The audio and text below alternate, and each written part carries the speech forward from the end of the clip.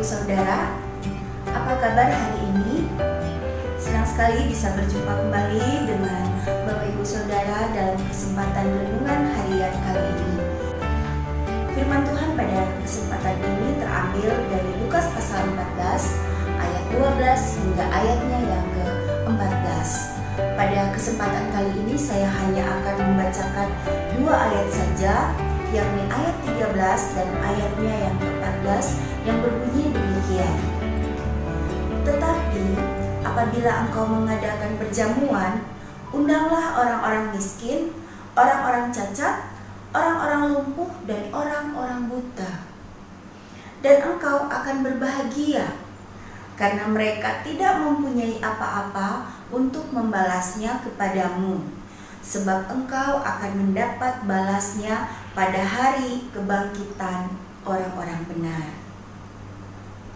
Bapak Ibu Saudara, izinkan saya pada permulaan renungan ini untuk boleh menceritakan sedikit tentang ayah saya.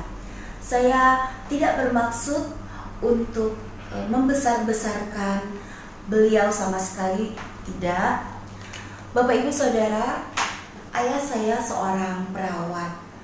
Dia dimutasi ke sebuah kota kecamatan dalam rangka pemberantasan penyakit malaria dan filariasis yang banyak terjadi pada waktu itu.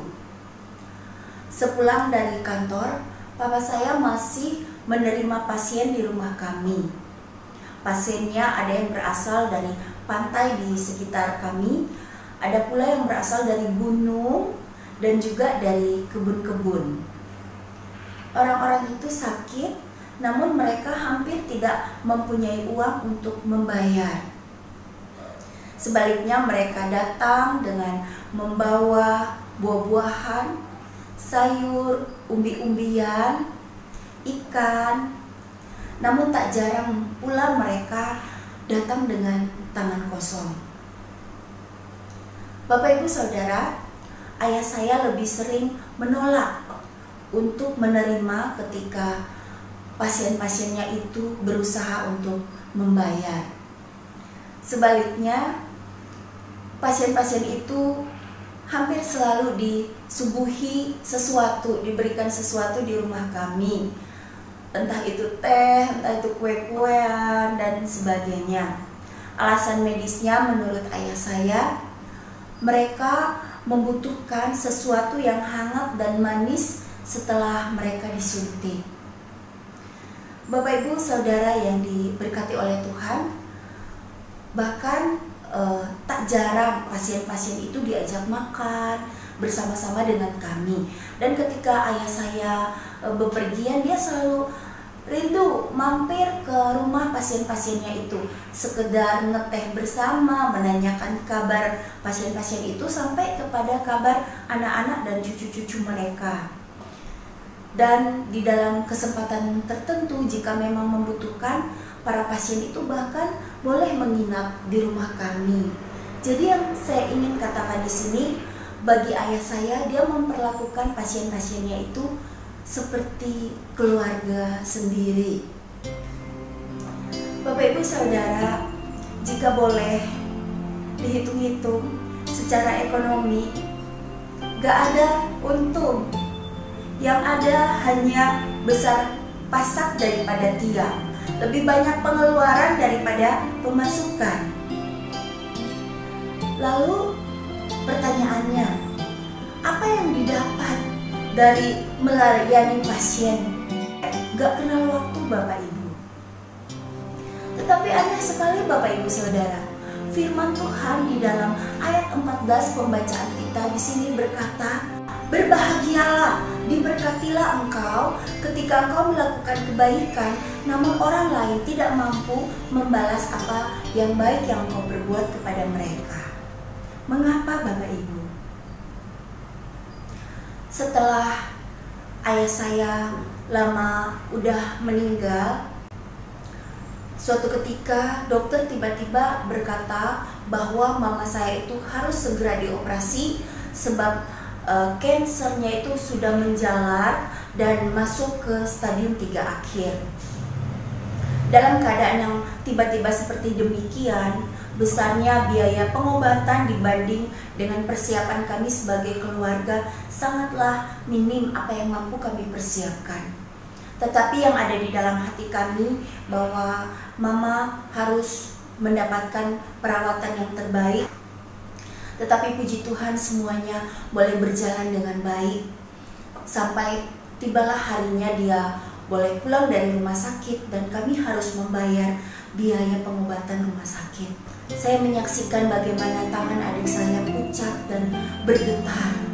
Dia bertanya kepada perawat di bagian administrasi itu, "Berapa suster?" Bapak Ibu tahu apa jawaban suster itu? Dia berkata, "Sudah lunas, Mbak." Bapak Ibu, siapa yang membayar? Ternyata Bapak Ibu, dokter itu sendiri. Dokternya sendiri yang sudah membayar lunas untuk kami. Bapak Ibu, saya dan adik saya hanya mampu berpelukan, kami menangis. Mengapa? Sebab kami tidak pernah menduga bahwa Tuhan menolong kami dengan cara demikian. Tidak terduga sama sekali Bapak Ibu.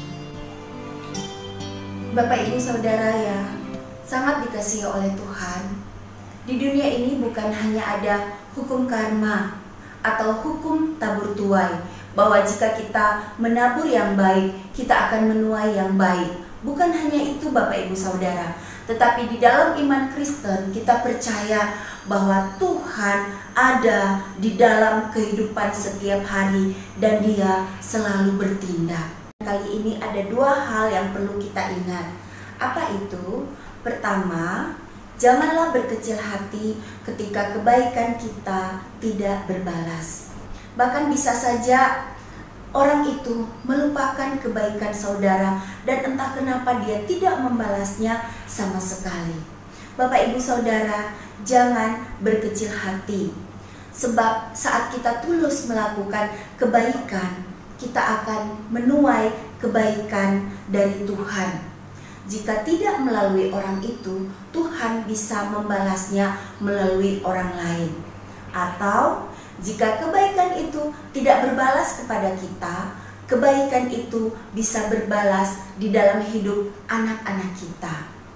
Bapak Ibu Saudara, bisa bandingkan ini dengan Matius 7 ayatnya yang ke-12. Amsal 19 ayat 17 berkata, "Siapa menaruh belas kasihan kepada yang lemah, memiutangi Tuhan yang akan membalas perbuatannya itu."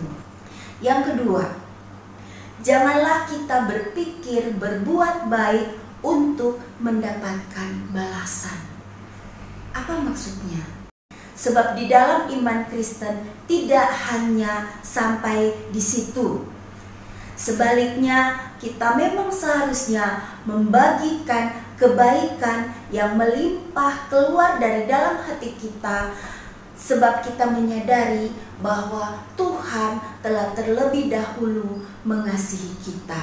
Artinya saat berbuat baik, bukan hanya balasan baik yang kita terima. Bisa saja ketika kita berbuat baik, kita bahkan dihina, bahkan dihujat. Bapak Ibu, saat terjadi demikian, apa yang harus kita lakukan? Di sini kita harus ingat pembacaan firman Tuhan pada hari ini berkata bahwa engkau akan mendapat balasnya pada hari kebangkitan orang-orang benar. Bapak Ibu, maksudnya di sini kita diingatkan bahwa suatu hari Tuhan akan membalas yang baik yang kita kerjakan itu di surga nanti. Amin Bapak Ibu Saudara. Selamat menabur kasih dan kebaikan. Kiranya Tuhan Yesus memberkati kita baik di dunia ini maupun di dunia yang akan datang. Amin. Over the hills and far from mine, she's waiting for love to be realized. I'll send her my heart covered as a gift, and hope that you'll take it into her side.